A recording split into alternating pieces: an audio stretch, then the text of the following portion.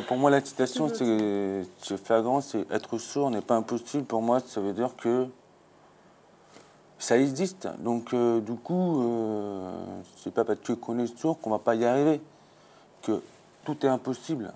Non. J'ai trouvé RDF dans le salon de l'handicap, en fait, à Saint-Denis. J'avais postulé à pas mal d'entreprises, j'avais été pris, mais je choisi RDF parce que je trouvais que les missions apportées étaient non seulement épanouissantes et en même temps correspondaient tout à fait à mon handicap.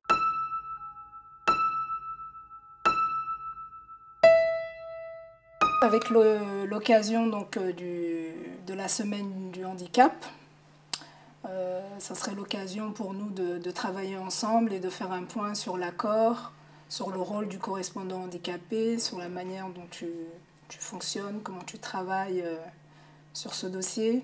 Si on replante le décor, l'accord triennal ERDF porte essentiellement sur le recrutement et le maintien dans l'emploi des personnes handicapées. Et puis il vise aussi à développer notre aide au secteur dit protégé.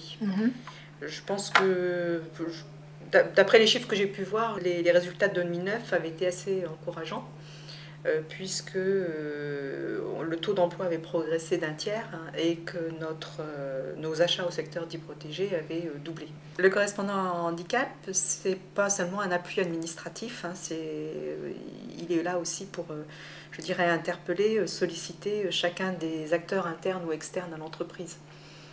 C'est un peu le lien entre tous les acteurs. Bonjour. Moi, c'est Nicolas Lafranchi, donc j'ai débuté au sein de l'entreprise à EDF, enfin plutôt à la TCF, en 2006 à Pantin, en tant que conseiller technique accueil.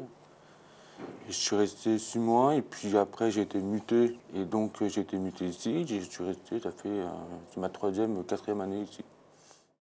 Mon handicap, c'est la surdité auditif. Donc j'entends moins bien que vous, quoi.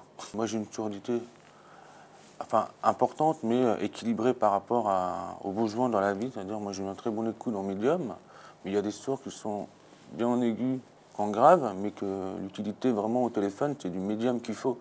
Dans le travail, c'est vrai qu'il faudrait que j'ai pas mal d'outils pour m'adapter, c'est-à-dire mes appareils, l'amplificateur qui me permet d'avoir une meilleure audition.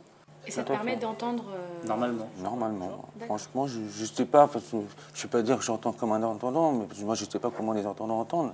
Faire le même travail que les autres agents te demande plus d'efforts? Oui. D'accord. Mais par exemple, si je me log 1 heure, 1 heure et demie, le résultat est le même, mais surtout après. C'est l'effort où en 1 heure, tu peux avoir à peu près 25 appels. Donc, des fois, c'est fatigant. Des fois, c'est simple, des fois, tu es obligé de faire des efforts pour comprendre. Bon, ça, c'est normal. Déjà, quand on travaille, il faut fournir de l'effort. Si je peux intervenir en tant que manager de Nicolas, Nicolas fait, toutes les activités de l'acheminement. Moi, la seule exigence que j'ai, c'est que quand il est au téléphone, il faut qu'il réponde aux fournisseurs, il faut que la demande soit close. Et c'est la seule exigence que je vais avoir, c'est qu'il ait un traitement tout à fait normal. On ne voit pas que j'ai un handicap, donc pour eux, c'est invisible. Et c'est ça qui est plus handicapant pour moi. Pour moi, le management, il est forcément en première ligne. Oui. C'est de lui, on va dire, quelque part, va reposer en grande partie l'atteinte des objectifs qui sont fixés. Après, il est vrai que en matière de recrutement, nous sommes confrontés à une difficulté qui est liée au fait que nous avons peu de candidatures de personnes handicapées, du fait d'une part que nous avons des emplois essentiellement à caractère technique, d'autre part le niveau de qualification des personnes handicapées est relativement faible par rapport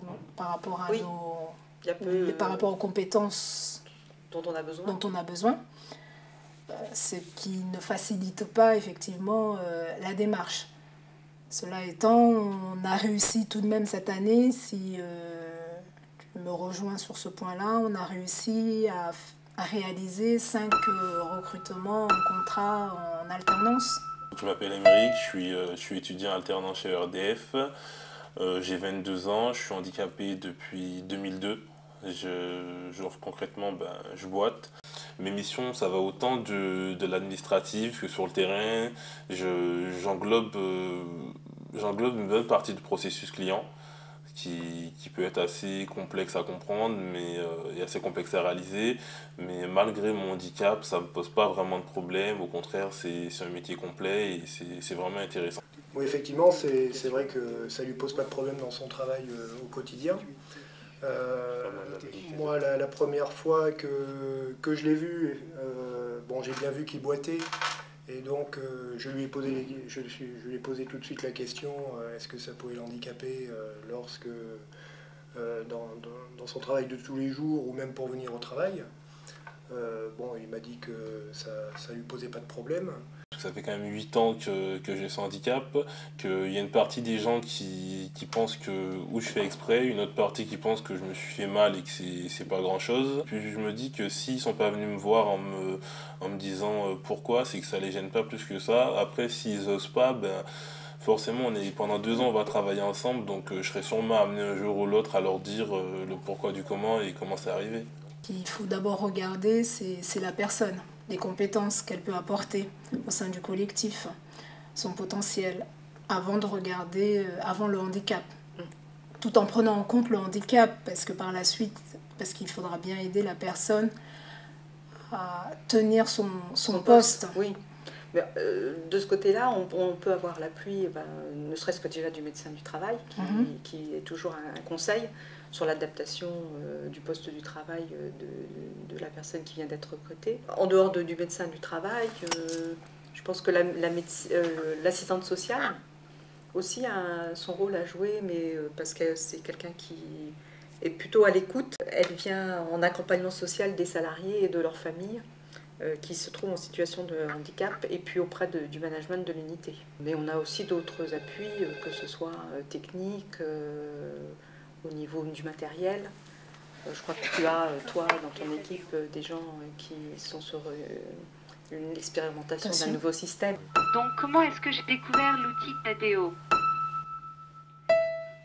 Chez ERDF, il y a effectivement une mission handicap et du coup, ils connaissaient l'outil Tadeo. J'ai demandé à ma RH, à la mission handicap, de pouvoir créer un dossier pour m'équiper de Tadeo, pour pouvoir communiquer avec mon équipe au niveau des réunions chez ERDF. On m'a attribué la casquette de manager. Donc je sens que le regard a changé, vraiment. Par rapport à avant, c'est vrai qu'au départ c'était difficile. Donc j'ai fait vraiment attention à la manière dont j'étais. J'ai senti que c'était pas tout à fait comme avant. Entre collègues, nous avons noué des relations petit à petit. Il a fallu bien sûr que je combatte pour ça. Et puis c'est devenu un automatisme. Nous avons beaucoup progressé chacun de notre côté.